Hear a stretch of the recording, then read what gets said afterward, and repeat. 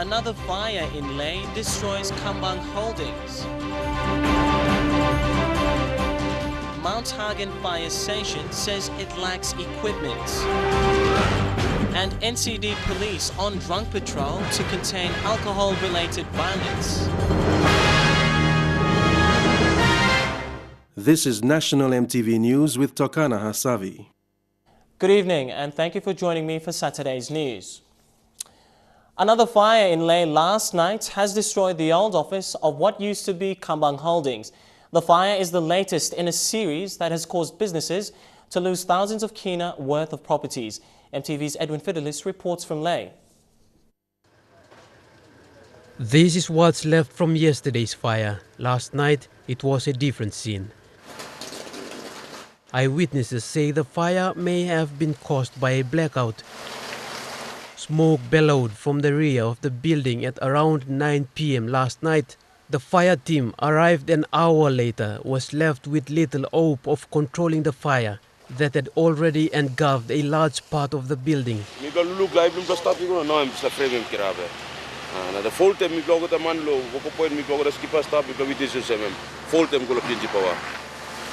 This isn't the first fire in Leh.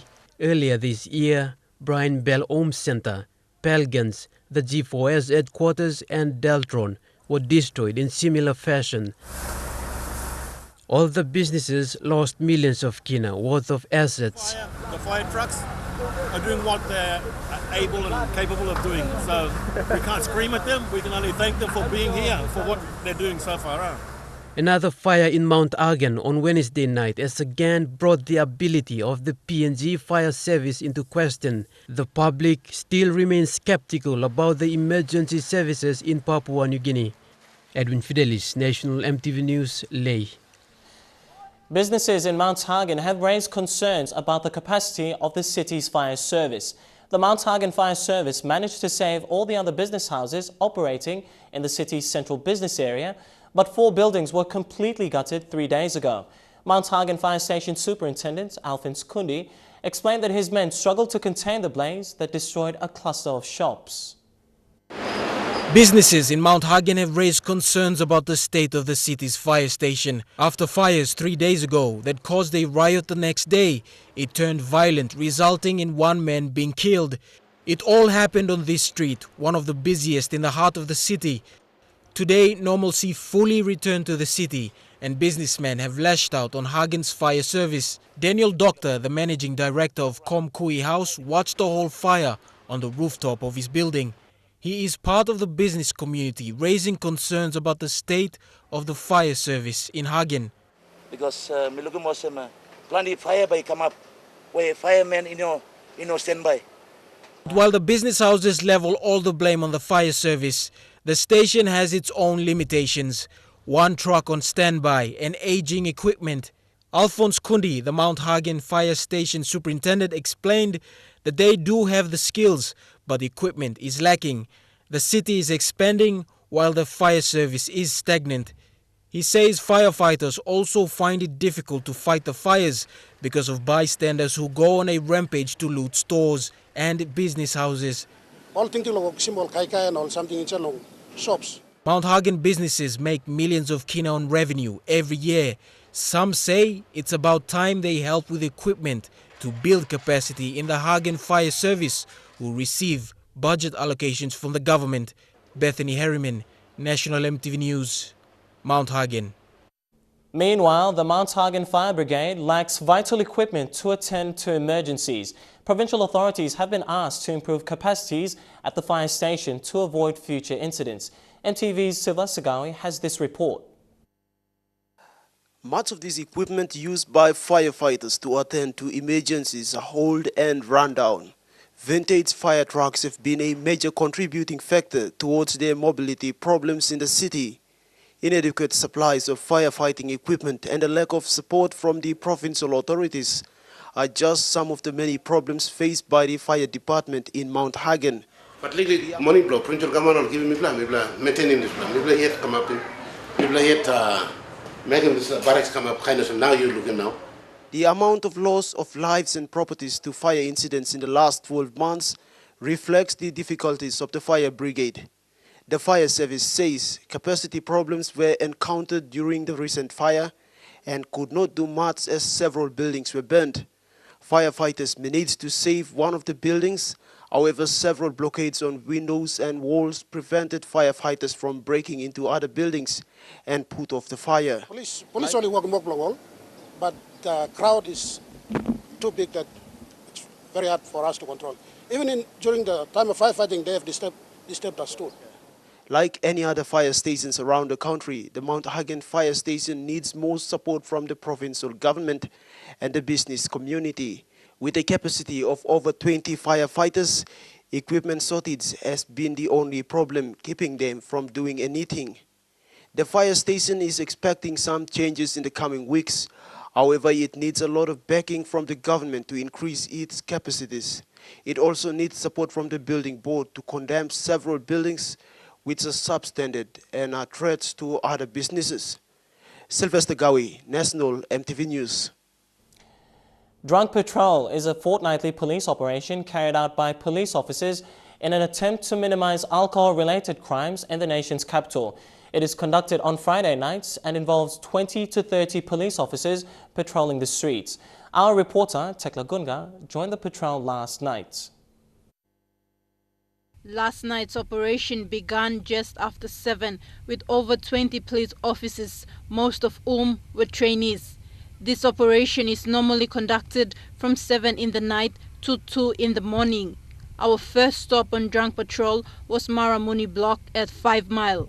Police Friday night operation. It is a NCD beat team assisting Gordon's police station. The first thing police do while on such patrols is ensuring people are not consuming alcohol in public areas. Shop operators are also asked to present their liquor licenses, and failure to do so will result in the confiscating of liquor. And most of these outlets are illegal outlets. The operation continued into 6 Mile Kanage Street, where a group of drunkards were transported back to Gordon's police station. 2 cars, including a government vehicle, were impounded, and those responsible will be charged accordingly. People drinking on the road, we have arrested them, and since the vehicle has been full, we are now taking them to the station, have them detained, arrest and detained. This operation is one way of policing the liquor ban in 8 and 9 Mile areas.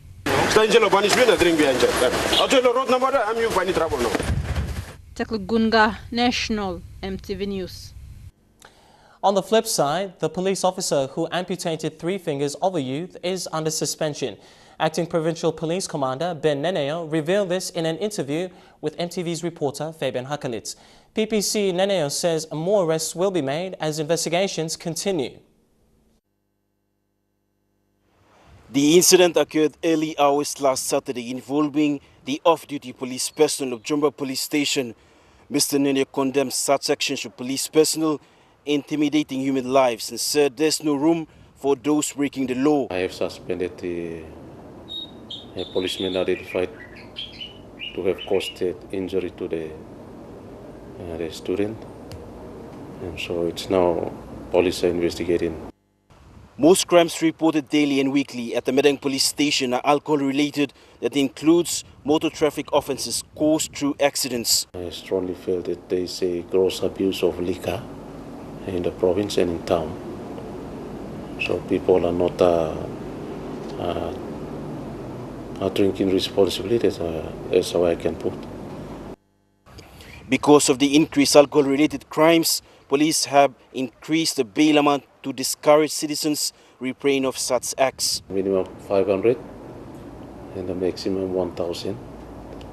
And that's basically as a deterrent measure to discourage people from getting into such illegal activities. Meanwhile, investigations into the recent robberies and other major crimes are continuing. Police, with the assistance of Port Moresby mobile units, conducted a raid and apprehended suspects of the recent yacht owned by Australian billionaire and 2 murder suspects on the run since January this year. Fabian Hakalitz, National EMTV News, Medang. And National EMTV News continues after the break. Lands Department urged to take stock of state land and Pomio District's oil palm mill. I'll be back with the details. Stay tuned.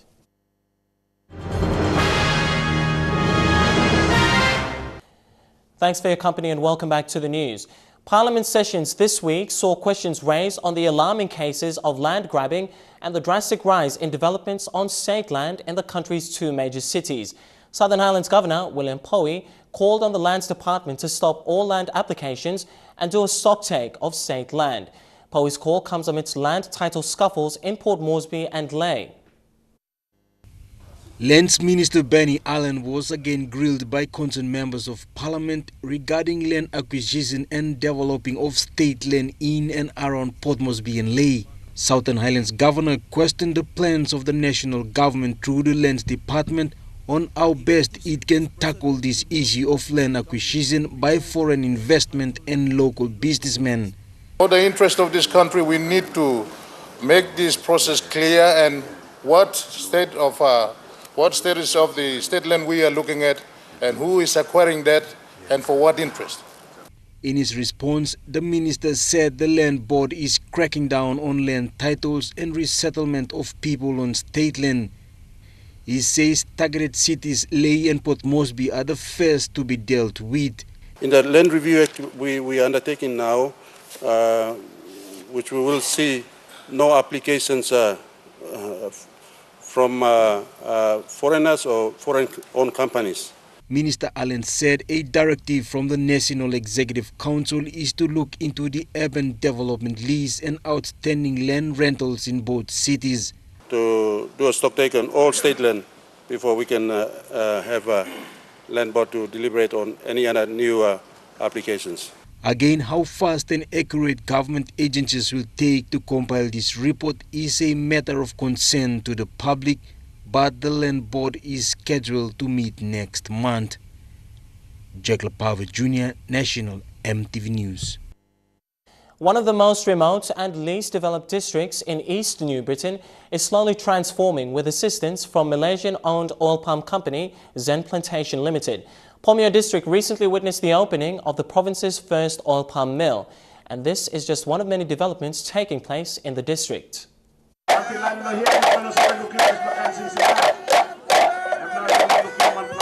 A very big occasion for the people of Pomio in East New Britain province.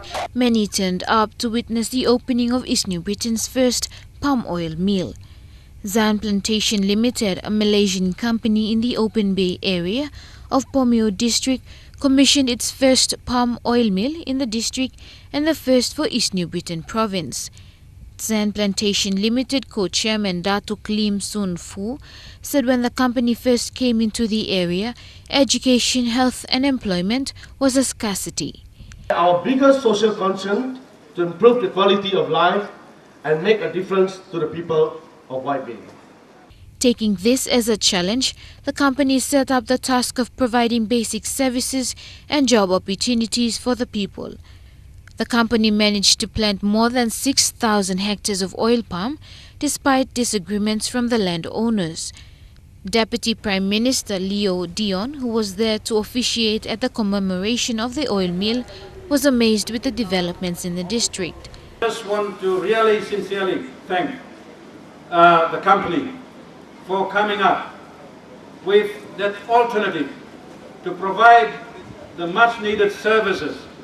Member for Pomio Paul Tienston, who was not able to attend the event, expressed his gratitude through a spokesperson, adding that much had to be done for the district. The mill can process up to 600 metric tons of fresh fruit bunches of oil palm daily and up to 25 tons of oil per hour. The oil tank can store up to 200,000 gallons of oil. Zen Plantation Limited CEO E.K. Tan said the first shipment of oil will be in 3 months' time. Judith Kasek, National EMTV News. 9 Queensland parliamentarians, led by Speaker Fiona Simpson, visited an early childhood education project in Port Moresby recently. The Evadahana community of 9 Mile warmly welcomed their visitors, and the children spent time with the parliamentarians interacting in the classroom. Queensland Speaker Fiona Simpson said giving skills at a younger age is a fundamental value and a huge impact in children. The delegation was in the country for 4 days, meeting with staff and members of our national parliament. Well, that's a take on our news segment tonight. After the break, a preview of the Australia-New Zealand Four Nations series tonight. I'll bring you the details in True Kai Sports. Stay tuned.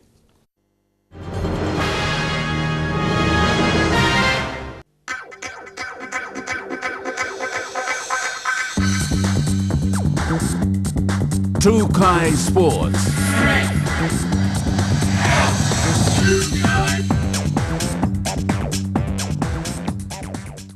BSP PNG Games 2014. 21 days to go. Support your province. The Kangaroos' bid for a third Four Nations title begins tonight against arch-enemy New Zealand. Here's Channel 9's Cameron Williams and NRL legend Peter Sterling. Peter Sterling joins us, and Peter, there's plenty of opportunities in this Australian lineup for the new wave of Australian talent to really shine. Cameron, can't remember the last time we had an Australian team run out without Billy Slater, Paul Gallen, no Jonathan Thurston, no Matt Scott. In fact, 5 players on debut this evening, so we're not getting a glimpse of the future for the Australian side. We're getting a really good hard look at the players who are primed to come in for those long-serving players. We don't have to worry about those young guys, but for the older guys in the team, Tim Sheens has warned the squad there's no room for complacency. All spots are up for grabs. That's it, and he did make the point that since he took over in 2009, that in every tournament format, and there's been a few of them under his watch, he has given players a run at some stage.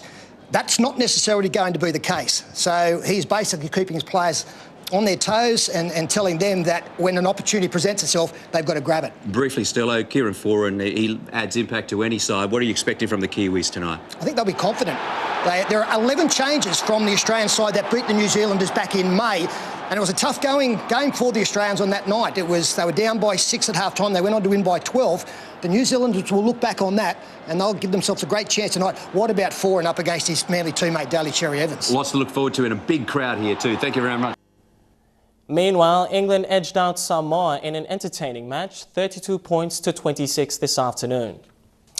And True Kai Sports ends here. The weather details coming up next. True Kai Sports.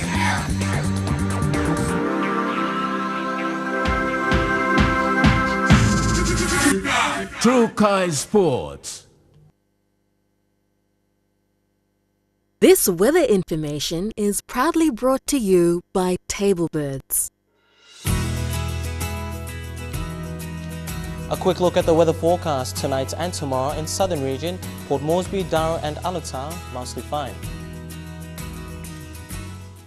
Well, that's the way it is this Saturday. From the news team, I'm Tokana Hasavi.